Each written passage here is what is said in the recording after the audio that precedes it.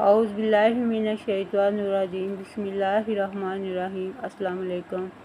سورہ بقرہ کی آیت نمبر 155 تا 157 کا ترجمہ ہے۔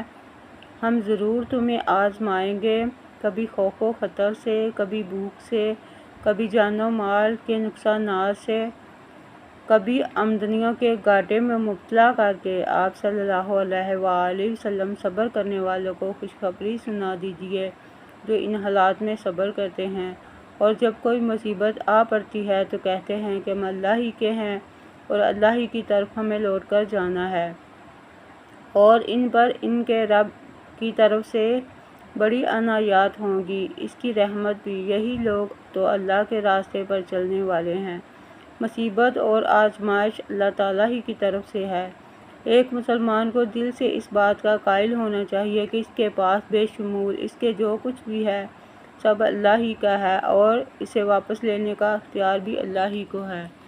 اور اے لوگو، جن ہاتھوں کے ساتھ آپ اس ویڈیو کو دیکھ رہے ہیں، ان ہاتھوں کے ساتھ کمنٹ باکس میں اللہ کا نام ضرور ٹائپ کریں، اور اگر یہ ویڈیو اچھی لگے تو چینل کو سبسکرائب اور ویڈیو کو لائک لازمی کریں۔ اللہ تعالیٰ حافظ۔